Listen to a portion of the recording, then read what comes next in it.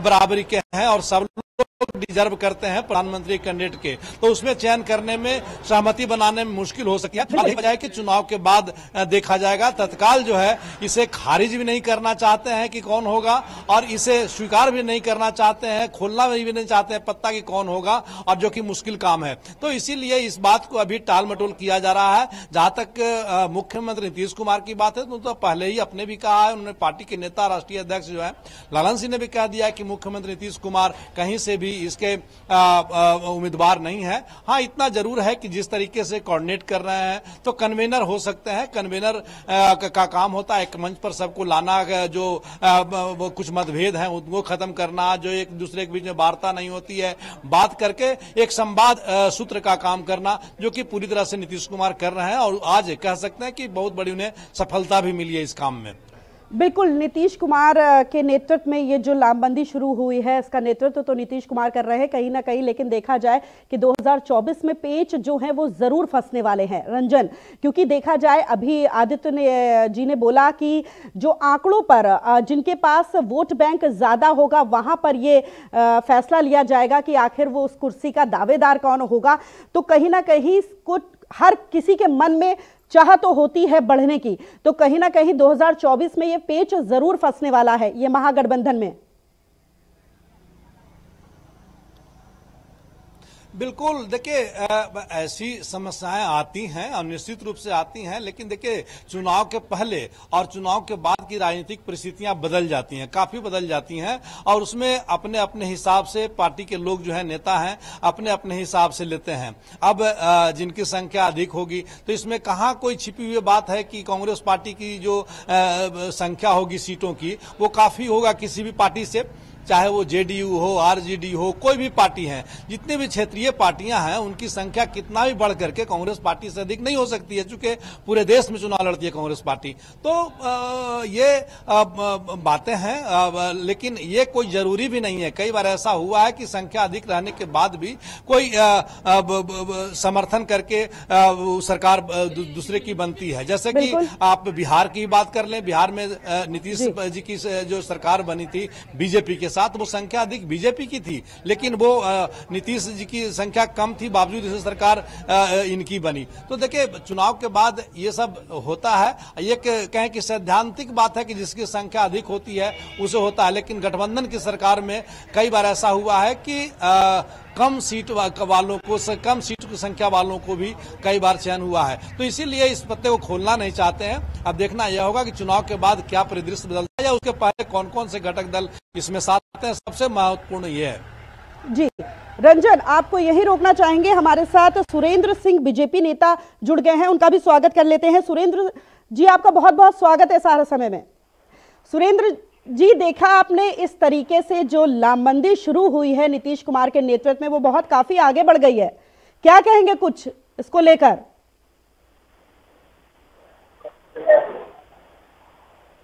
बिहार की उस पावन धरती पे जहां पर मजंती लगाई गई थी, जिस जनता दल की बात की जा रही है आज उसी जनता दल ने जी माननीय जयप्रकाश नारायण जी ने जो लड़ाई लड़ी थी, लोकतंत्र बचाने की लड़ाई लड़ी थी, संविधान की लड़ाई लड़ी थी, आज वही लोग जिनको डंडा मार के जिनको जेल में बंद किया था, आज वही लोग उन कांग्रेस के पैरों पे गिर रहा है। क्या आप आइए हमारा साथ दीजिए, वो भूल गए क्या? और मैं आपको आपके चैनल के माध्यम से कहना चाह रहा हूँ कि बिहार की जनता जो है, बिहार वो धरती है बिहार, जहाँ से राजनीतिक जो है ना मिनी भारत कहा जाता है बिहार को, जहाँ से राजनीतिक शुरू होती है देश के लिए। तो ये मीटिंग होना ये कोई बड़ी बात नहीं है, लेकिन जहां तक देश की जनता का जो भाव है, देश की जनता जो चाह रहा है वो विकास का रहा। ये जो महागठबंधन जो ये कर रहे हैं, ये जो सभी चोर मोटेरे भाई एक साथ होने को आ जा रहा है, ये इनकी जो है काम करने वाली नहीं है 2024 में, क्योंकि भारतीय जनता पार्टी ने विश्वास किया, भारतीय जनता पार्टी के ऊपर देश की जनता ने विश्वास किया है, क्योंकि हमने विकास की बात किया है, हमने देश के अंदर विकास करने की बात किया। अभी अमित भाई कह रहे थे कि कांग्रेस ने नीतीश कुमार को नेता मान लिया है। क्या इनके कहने से ये अगर मान लिया जाए तो देश की जनता जो है ये तमाम टेलीविजन पे आज ही प्रधानमंत्री हो जाए क्या? जिस प्रकार से ये दावा कर रहे हैं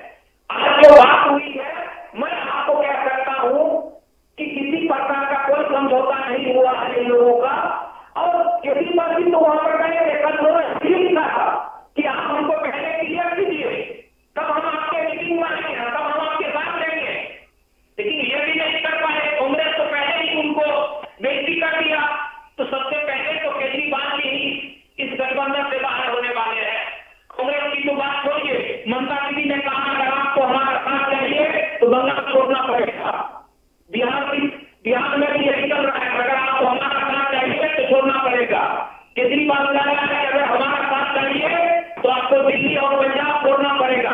चलिए जी सुरेंद्र जी, आदित्य जी, आपने सुना सुरेंद्र जी ने कहा कि ये बैठक का कोई निष्कर्ष निकलने वाला नहीं है, ये ऐसे ही बैठक है। चोर चोर मौसेरे भाई का नाम दे दिया इन्होंने इस बैठक को। आदित्य जी देखिए सुरेंद्र भाई ने बताया चोर चोर मौसेरी भाई इन्होंने बोल दिया। जो इनके साथ रहता है तब वो सही रहता है। नीतीश जी जब तक इनके साथ थे तब तक चोर नहीं थे, जैसे इनका साथ छोड़ दिया चोर हो गए जी। अकाली दल को भी ऐसे ही आरोप लगाते हैं। यही हाल शिवसेना का है। उद्धव ठाकरे जी जब तक इनके साथ थे तब तक सही थे, जब इनकी खिलाफत करने शुरू की तो चोर हो गए जी। तो ये भारतीय जनता पार्टी है, इनका यही काम है दूसरों के ऊपर बहुत आसानी से आरोप लगा देना जी। सुरेंद्र भाई को मैं याद दिला दूं, अगर वो 2014 के पहले प्रधानमंत्री का एक भी भाषण सुन लेंगे तो उनको याद आ जाएगा कि जो प्रधानमंत्री ने 2014 में कहा था आज तक वो काम पूरे नहीं हो पाए। उन्होंने कहा था 100 दिन में काला धन वापस आ जाएगा, 100 स्मार्ट सिटी बनाएंगे, 2 करोड़ लोगों को रोजगार देंगे हर साल, महिलाओं को सुरक्षा देंगे। तो क्या नहीं दी? महिलाओं के सुरक्षा के नाम पर क्या हो रहा है? तो क्या इन्हीं के सरकार के नेता शोषण कर रहे हैं। तो विभिन्न मुद्दे हैं, जब मुद्दों को लेकर पूरी विपक्ष आज लामबंद हो रही है जी। कहीं ना कहीं भारतीय जनता पार्टी के लोगों की ठीक है जो ये आज बोल रहे हैं कि कोई एक साथ नहीं हो सकता। 22 दलों के साथ आज ये इनका गठबंधन चल रहा है, इनको अपना गठबंधन नहीं दिखाई देता। और इनको मैं याद दिला दूं 2014 तक जो हमारी सरकार थी वो भी गठबंधन की सरकार थी और गठबंधन धर्म का अच्छे से पालन करते हुए हमने एक अच्छा सरकार दिया। 2004 से लेकर 14 तक हमारी सरकार थी। 10 साल यूपीए की जो सरकार रही वो बहुत अच्छी सरकार रही। क्या किया, किस तरीके से, मतलब ये जानना चाह रहे हैं आपसे, एक लाइन में बता दें। 2004 से 2014 तक हमने एक से एक अच्छे कार्य किए। एक दो काम गिनवा दें जरा, इनको भी सुरेंद्र जी भी जानना चाह रहे हैं। आरटीआई पे हमने काम किया, मनरेगा लाए, राइट टू एजुकेशन, शिक्षा का अधिकार, भोजन का आदित्य जी अधिकार आपने दिया। जी सुरेंद्र जी आपने सुना भी, आदित्य जी कह रहे थे जब कोई भी दल इनके साथ नहीं रहता है तो ये सिर्फ सवाल उठाते हैं और उन पर आरोप लगा देते हैं और कोई काम नहीं करते। जो भी योजना लाए हैं वो कांग्रेस ही लाए हैं, इनका यही कहना है। नहीं, मैं आपको बता रहा हूँ अजीत भाई ने क्या कहा। 2004 से 2014 में इन्होंने क्या क्या काम किया है मैं जिम्मी कराता हूँ जी। इन्होंने सूची लेके आया, सूची लेके आया, इन्होंने जो 100 रुपया लगाया 75%, 85% तो कमीशन खा गए। आज जो देश विकास नहीं किया। सुरेंद्र जी आपकी आवाज क्लियर नहीं आ रही है, इको हो रहा है। आप अपने स्काइप का जो ऑडियो है वो ऑफ कर लीजिए प्लीज, क्योंकि आपकी आवाज हम तक नहीं पहुंच रही है। हेलो हेलो, आवाज आ रहा है आपको? हाँ, आपकी आवाज जो है वो इको हो रही है सुरेंद्र जी, फिर आप अपनी बात कैसे रखेंगे? आवाज इको क्यों हो रहा है? जी जी बोलिए। हेलो, आवाज आ रहा है आपको? हेलो जी जी बोलिए। हाँ जी जी बोलिए। लगता कट गया, उन संपर्क कट गया है। चलिए आदित्य जी से ही बात कर लेते हैं। आदित्य जी, अब ये बैठक हो गई है, अब अगली बैठक होगी, शिमला में बैठक होगी, तो क्या लगता है क्या क्या मंथन होंगे, किन मुद्दों पर यह बैठक होगी? देखिए, जो हमको लगता है मुख्य बातें हैं उसमें सीट शेयरिंग रहेगी और किस राज्य में किन मुद्दों को लेकर चुनाव लड़ना है और आने वाले जो विधानसभा चुनाव है वहां विपक्ष कैसे अपनी यूनिटी को दिखाएगा, जिससे जैसे छत्तीसगढ़ में चुनाव होने हैं, राजस्थान में चुनाव होने हैं, मध्य प्रदेश में चुनाव होने हैं, विभिन्न राज्यों में भी राज्य के चुनाव होने हैं। तो इन सब को लेकर ये एक अहम बैठक होगी जो अगली बैठक होगी।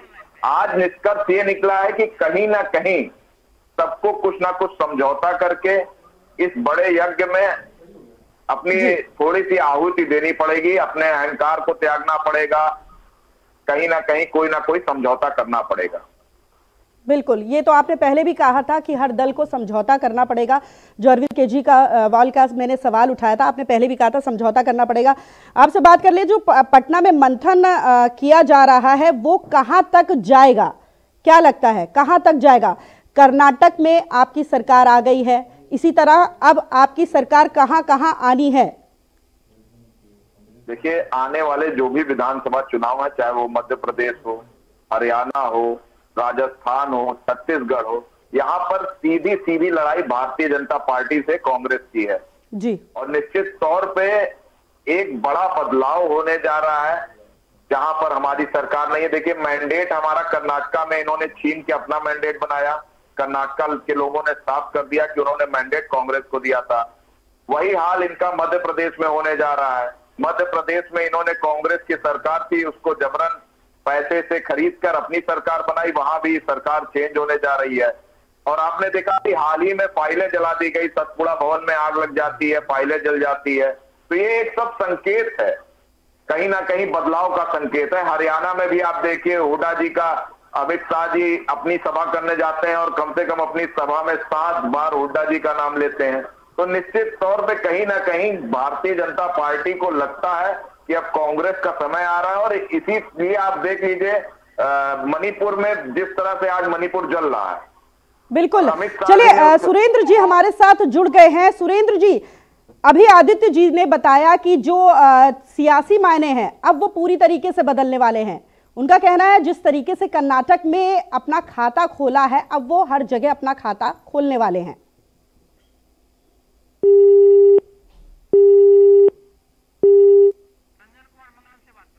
चलिए, उनसे हमारा संपर्क लग रहा है टूट गया है। हम रंजन के पास चलते हैं। रंजन, आपने सुना आदित्य जी ने बोला कि सियासी मायने हैं वो पूरी तरीके से बदलने वाले हैं, तो क्या लगता है पॉलिटिकल एंगल अब किसी तरीके से बदलने वाला है?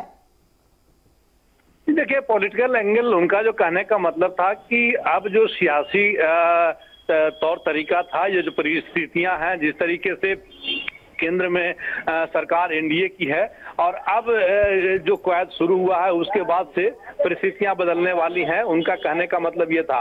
अब आदित्य ठाकरे जी जिस तरीके से पहले कई वर्षों से बीजेपी के साथ रहा करते थे, अब वो बीजेपी से हट करके ये महागठबंधन या महागाड़ी जो गठबंधन है वो उसमें शामिल हो गए हैं। तो कई परिस्थितियां बदली हैं, राजनीतिक परिस्थितियां, और भविष्य में और बदलने वाली है। इसी बात को लेकर के उन्होंने अपना बात कहा है, इसी के संदर्भ में उन्होंने बात रखी है। बात रही कि परिस्थितियां बदलेंगी नहीं बदलेंगी, लेकिन इतना तो तय है कि जो नेता, जो पार्टी के जो नेतृत्व करता थे, एक दूसरे के सामने बैठना पसंद नहीं करते थे। आज एक टेबल पर बैठ करके लोगों ने साथ ही साथ ये भी बता दें, इसी बीच में यूपी के जो सियासी कुरुक्षेत्र है उसकी बात कर लें अगर, तो देखा जाए लोकसभा में सबसे ज्यादा सीटें हैं यूपी के 80। तो क्या लगता है इससे फायदा होगा महागठबंधन को? निर्भर करता है कि किस तरीके से गठबंधन होता है, कौन कौन पार्टियां उसमें रहती हैं। और निश्चित रूप से अगर आप वोट शेयरिंग का देखें तो चलिए, मतलब निश्चित तौर पर कुछ भी हो सकता है बदलाव। चलिए फिर से जुड़ते हैं सुरेंद्र जी के पास, जो बीजेपी नेता है, हमारे साथ बने हुए हैं लगातार। सुरेंद्र जी, अभी आदित्य जी ने अपनी बात रखी, उन्होंने कहा कि पूरी तरीके से सियासी मायने बदलने वाले हैं। अब देश में चेंज होगा, बदलाव होगा, जैसे कर्नाटक में उनकी सत्ता आई है, अब देश में बदलाव होगा, क्या कहेंगे? देखिए, हाँ, इन्होंने सच कहा कि राजनीतिक जो है बदलाव जरूर होगा। जो भ्रष्टाचारियों की जो मैदान, एक जगह जो ये मैदान बना रहे हैं, इस बार जनता जो है इन लोगों को ऐसी नकारेंगे इस तरह से कि दोबारा ये लोग महागठबंधन करने के लायक नहीं रहेंगे। ये सच कहा इन्होंने आदित्य भाई ने। क्योंकि आप देखिए, उत्तर प्रदेश की इन्होंने बात किया, उत्तर प्रदेश के अंदर तो इनकी जमानत जब्त हो चुका है। उत्तर प्रदेश में इनका जनादेश है कहाँ? ये तो मैदान छोड़ के बाहर जा चुके हैं उत्तर प्रदेश से। आप देखिए, 2014 से लेकर लगातार उत्तर प्रदेश के अंदर इनका जो जनादेश था, बिल्कुल जो पहले जिस प्रकार से 2-5% इनको वोट आते थे, इस बार तो इनको सिर्फ 2% उत्तर प्रदेश के अंदर वोट मिला है। इसी प्रकार का राजस्थान के अंदर आप आपको यही रोकना चाहेंगे। चलिए स्मृति ईरानी क्या कुछ कह रही हैं आपको सुनाते हैं, फिर चर्चा शुरू करते हैं। पश्चिम बंगाल के कांग्रेस के उन कार्यकर्ताओं ने कभी कल्पना नहीं की होगी कि जिस ममता बंदोपाध्याय के हाथ कांग्रेस के कार्यकर्ताओं के खून से सने हैं, वही हाथ एक दिन राहुल जी के सर पर दिखाई देगा। ये कल्पना तो तमिलनाडु की नेता ने भी नहीं की होगी कि जिस डीएमके पार्टी को 1990 के दशक में कांग्रेस के शीर्ष नेतृत्व ने स्वर्गीय राजीव गांधी जी की हत्या में सहयोग का आरोप लगाया, एक दिन उसी बात गांधी खानदान के नेतृत्व में रिश्ते कांग्रेस पार्टी के और मधुर होंगे।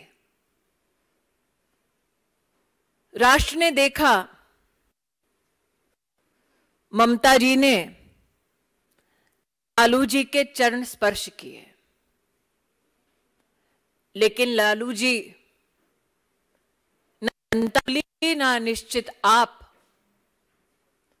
कि कैसे ममता बंदोपाध्याय जी ने आपके खिलाफ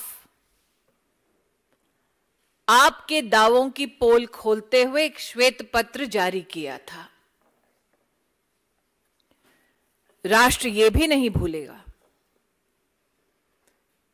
कि विपक्ष के नेता शरद पवार जी ने सोनिया जी के नेतृत्व पर किस प्रकार की टिप्पणी की थी। मैं विशेष आभार व्यक्त करती हूं कि ममता जी ने अपने उचित भाव तब प्रस्तुत किए जब उन्होंने कहा कि अगर राहुल गांधी विपक्ष के लीडर बन गए तो नरेंद्र मोदी को पुनः 2024 में प्रधानमंत्री बनने से कोई नहीं रोक सकता। स्वार्थ का ये गठबंधन जिसके निशाने पर है हिंदुस्तान, ये राजनीतिक दल जब भी इकट्ठे आए भ्रष्टाचार लाए, परिवारवाद लाए और राष्ट्र की आर्थिक प्रगति को संकुचित करने का अपने संग आरोप लेते आए। Ladies and gentlemen, it is said that wolves hunt in packs. A political pack met in Patna. Their prey is the future of India. It is ironic that Trinamool Congress Party members today witnessed bonhomie between Mamata Bandyopadhyay and that Communist Party, the leadership of which was particularly known for dragging Mamata Bandyopadhyay by her hair.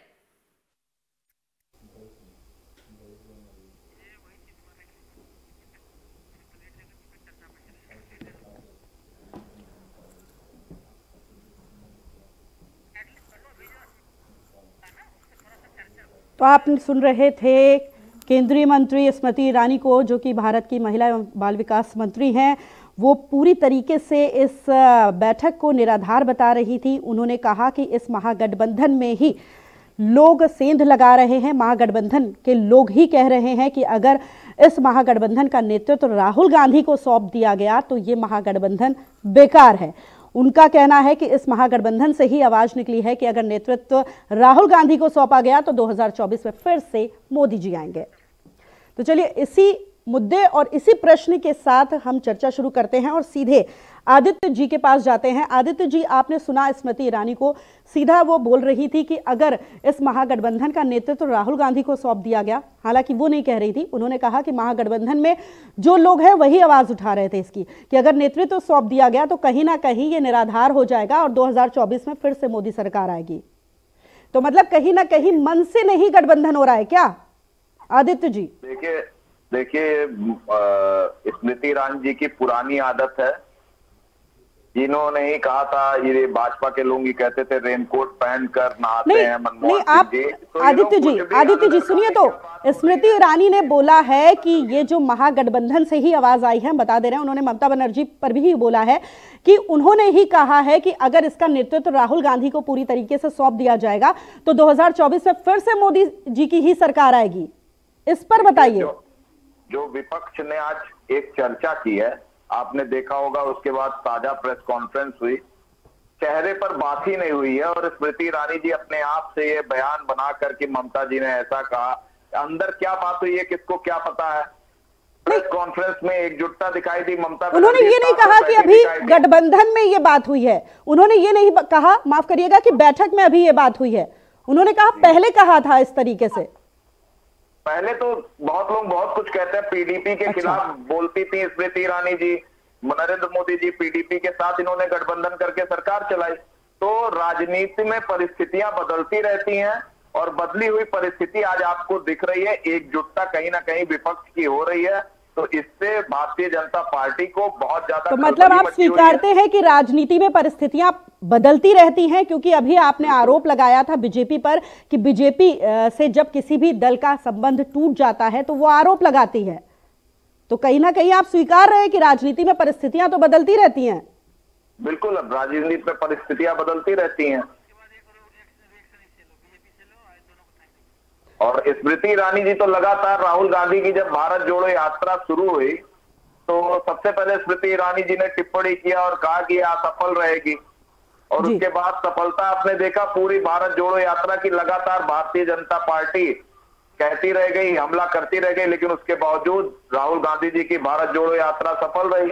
Karnataka में जब पहुंचने वाली थी, इन्होंने कहा कि अभी तक तो इनकी सरकारें थी या इनके गठबंधन की सरकार थी, अब भाजपा के राज्य में घुस रही है, यहाँ से यात्रा फ्लॉप होना शुरू हो जाएगी, वो भी सफल रही। तो मतलब ये गठबंधन की जो बैठक है ये सफल होने वाली है अब? बिल्कुल निश्चित तौर पर ये बैठक सफल होगी। सुरेंद्र जी के पास चलेंगे। सुरेंद्र जी, इन्होंने कहा कि राहुल गांधी की जो यात्रा थी, देखा आपने, वो सफल हो गई, कर्नाटक में ये जीत हासिल कर ली, तो कहीं ना कहीं ये गठबंधन भी सफल होने वाला है।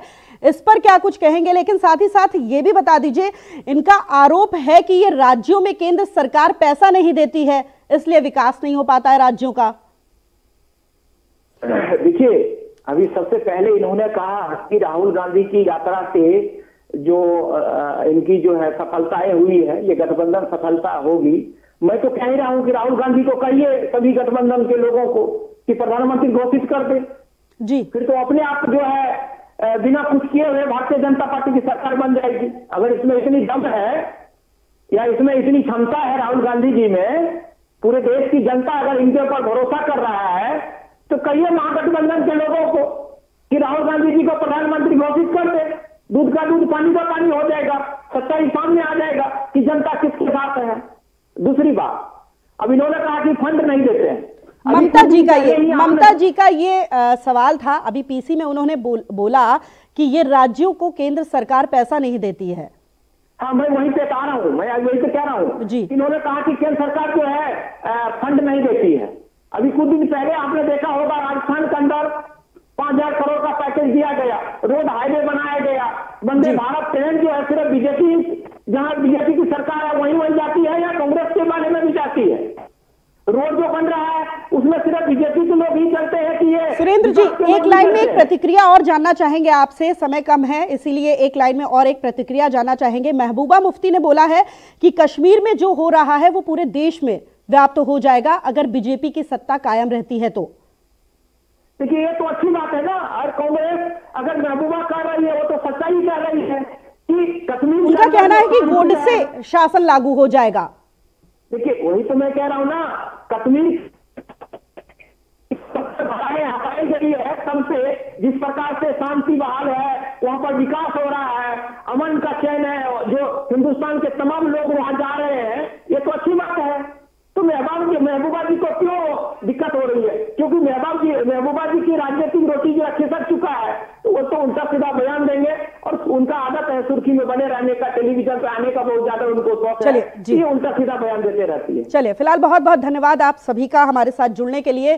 तो आपने सुना, ये चर्चा हो रही थी महागठबंधन की बैठक को लेकर। फिलहाल जो नीतीश कुमार के नेतृत्व में लामबंदी की शुरुआत हुई है, वो कहीं ना कहीं सफल होते हुए दिख रही है, क्योंकि आज जो बैठक हुई सबने सहमति जताई है साथ चुनाव लड़ने की। लेकिन सवाल अभी भी बना हुआ है, क्या जो 2024 का लोकसभा चुनाव है वो कहीं ना कहीं पेच फंसने वाला है या नहीं। दीजिए इजाजत, सहरा प्रणाम।